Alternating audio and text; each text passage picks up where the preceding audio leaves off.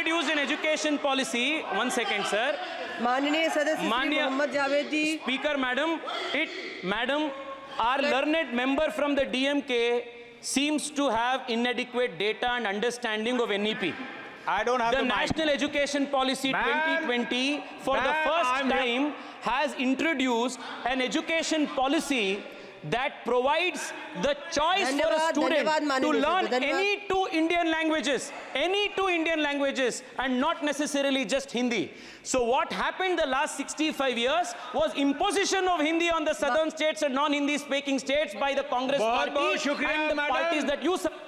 आपने मुझे बोलने का मौका दिया. मैं इस मौके पे अपने पार्टी लीडरशिप को और किशनगंज के आवाम को शुक्रिया अदा करना चाहता हूं कि उन्होंने फिर से मुझे यहां बैठने का और उनकी समस्या उठाने का मौका दिया. I stand here, ma'am, to speak on demand for grant for education. Ma'am, किसी भी मुल्क में, किसी भी समाज में जो सबसे बड़ा अहम मुद्दा होता है वो शिक्षा और तालीम होती है. और हमने देखा है कि मोदी सरकार पिछले 10 सालों में धीरे धीरे इस फाउंडेशन को बर्बाद कर दी है. Ma'am, education is the bedrock of any society's progress. Yet, for the past decade, the Modi government has systematically dismantled our education system and institutions. Today, I stand before you to highlight some of the policies and hollow promises. Ma'am, Bapu Mahatma Gandhi ji ne kaha tha, live as if you were to die tomorrow. Learn as if you were to live forever. और पहला शिक्षा मंत्री मौलाना अबुल कलाम आज़ाद साहब ने कहा था, every child deserves timeless gift of education. और इसी भावना के साथ कांग्रेस ने 2009 में एक लॉ बनाया जिसमें फंडामेंटल राइट के तहत आर्टिकल 21A में सभी 6 से 14 साल के बच्चियों को फ्री एंड कंपलसरी एजुकेशन दिया. उसके बाद इसको बढ़ाने की बात हुई. आदरणीय मोदी जी ने भी बहुत ऊंची आवाज में कहा कि हम 18 साल तक बढ़ाएंगे, 12 तक बढ़ाएंगे, लेकिन अभी तक नहीं बढ़ाया उन्होंने. हमने ये वादा किया था मुल्क को कि ये 3% से बढ़ा के 6% तक हमें ले जानी है अगर तालीम को सही रास्ते पे लाना है. तो कांग्रेस के वक्त में मैम, यूपीए के वक्त में 3.36 था. और ये मोदी सरकार जो खाली ढोल बजाती है वो कहती है कि हम सिर्फ 2.9% देंगे जीडीपी का. मैम, ये बहुत ही अफसोस की बात है. मैं एक फिगर देना चाहता हूं. स्कूल में लगभग 26.5 करोड़ बच्चे पढ़ते हैं. 4.3 crore people study in colleges and universities. 11 crore हमारे लोग स्किल्ड इंस्टीट्यूशंस में अपनी हुनर सीखते हैं और लगभग 1 से 1.1 करोड़ टीचर और स्टाफ है. मैम, ये 1/3 आबादी है. This amounts to almost 43 crore. और इसमें आपने कितना दिया? 1.48 लाख. वो अगर आप डिवाइड करेंगे तो प्रति व्यक्ति 200 प्रति महीना भी नहीं होता है. इसमें आप तालीम देना चाहते हैं और इसीलिए नए इंस्टीट्यूशन की बात करते हैं मोदी सरकार. लेकिन जो पुराना इंस्टीट्यूट हैं हमारे यहाँ किशनगंज, जो 12 साल पहले दिया गया, आज तक फंड नहीं दिया गया. आई respect my honourable minister. He always meets me with very much affection. Sir, अब तो पास करा दीजिए प्लीज.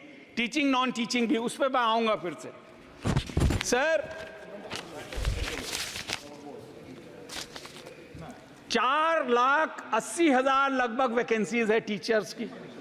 और बिहार से, जहां से मैं ताल्लुक रखता हूं, वहां लगभग 1.25 लाख लोग टीचर्स नहीं हैं. अब बताइए तालीम कहां से हासिल होगी? पढ़ाने वाले ही नहीं है तो क्या पढ़ेंगे हम? और इसीलिए बिहार के लोग जो मजदूर हमारे रूडी भाई हैं कि नहीं हैं. सर, आपने क्या 4 करोड़ बोला था 13 करोड़ में या 3 करोड़ बोला था?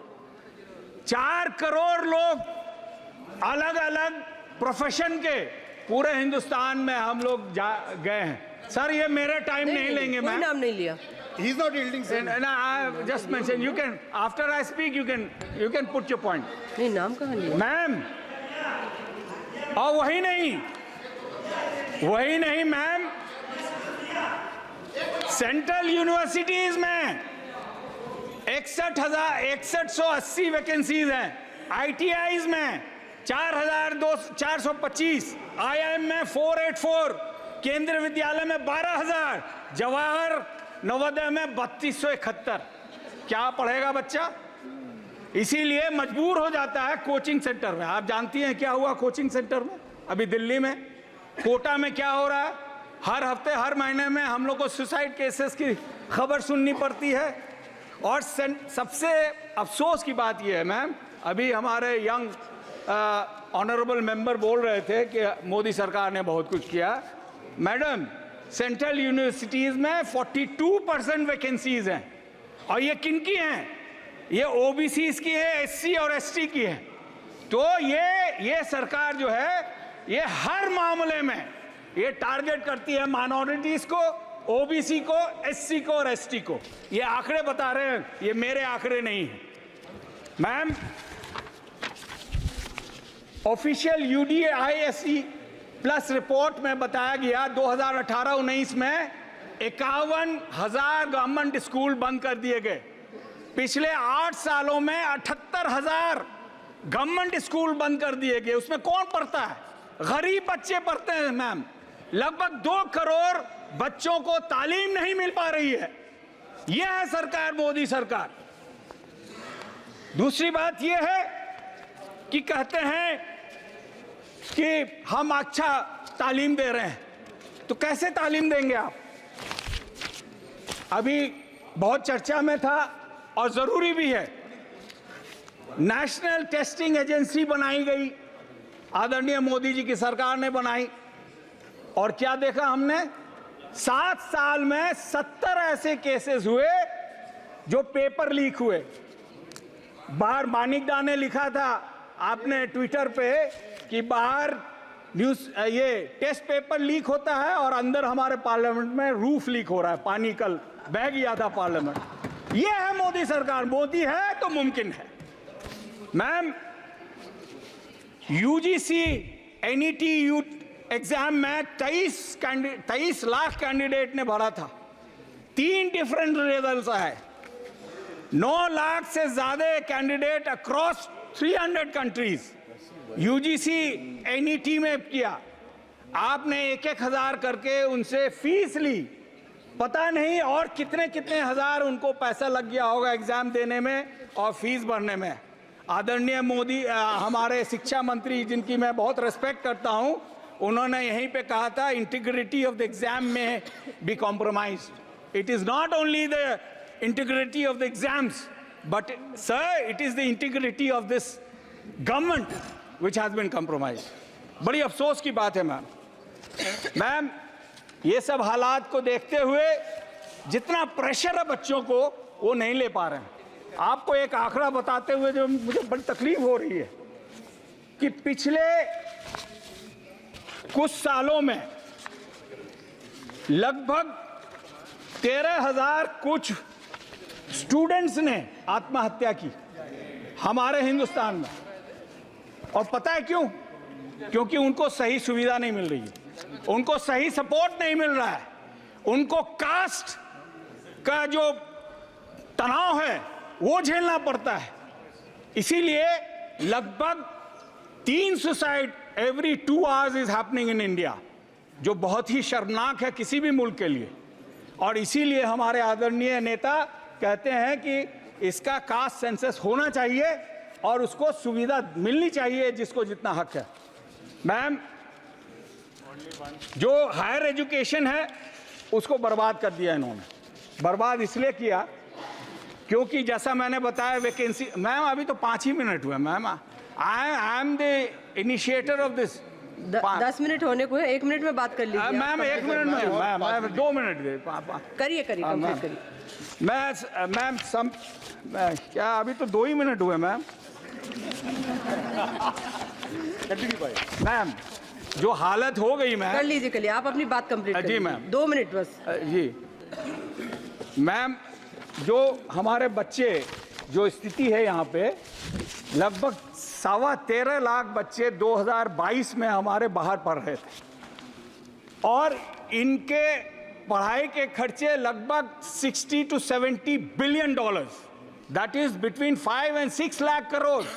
और आपने हायर एजुकेशन में कितना दिया? 47 लाख करोड़, 47,000। तो 12 गुना से ज्यादा मैम हमारा पैसा बाहर जा रहा है। अगर वो हम यहां खर्च करते तो हमारे बच्चे नहीं जाते। और वही नहीं मैम, पिछले 3 सालों में सर, पिछले 3 सालों में लगभग 24,500 हमारे बच्चे वहां पे उनका देहांत हो गया, मर गए। आप समझ सकते हैं किस तरह के लोग वहां जाते होंगे जिनके 1 या 2 ही औलाद होते होंगे। उनका तो दुनिया उधर जाता है। मैं माइनॉरिटी इश्यूज पे आता हूं सर। किशनगंज के बारे में तो आपको मेरे ख्याल से आप भी रट गए होंगे, हम भी रट गए होंगे। यहाँ बापू जी का मूर्ति था, हम लोग बैनर लगा के प्रोटेस्ट करते थे, वो भी आपने पीछे करवा दिया। मेरी आपसे गुजारिश है कि जो स्कीम्स हैं, डिफरेंट स्कीम्स हैं माइनॉरिटीज के लिए, उसको चालू कीजिए। जो स्कॉलरशिप है उसको चालू कीजिए। एक आपने यूपीएससी के लिए दिया था, मुझे याद है 2020 में कुछ लोगों ने ये कहा कि भाई ये यूपीएससी जिहाद है। 4% मुस्लिम कैंडिडेट वो उसमें पास किए थे और आबादी हमारी 15% है, और आपने वो स्कीम बंद कर दिया। मैं चाहता हूं कि उसको चालू करें, क्योंकि उसके बाद क्या हुआ कि अगले साल वो 4% घट के 3.6% हुआ और उसके अगले साल वो घट के 3.1% हो गया। Sir, we also have as much intelligence as anybody else. We can contribute as much as anybody else in this country, and we have contributed. So, इसीलिए I appeal to you, sir, that you should not discriminate. I know this government stands on discrimination. It stands of anti-Muslim, anti-SC, anti-Dalit, anti-student, anti-poor sentiments जगा के ये राज कर रही है। अगर हम मुस्लिम ना होते आपके हिंदुस्तान में तो बीजेपी का तो खाता ही नहीं खुलता। पास में एक मुल्क है, उसका नाम लिए मैं बताना चाहता हूं sir, 1 last minute, foreign students में 13.25 Please, wind up your speech. 13.2 lakhs study abroad. And in India, only 40,000 national are from outside come here. ये बांग्लादेश की बात बहुत करते हैं।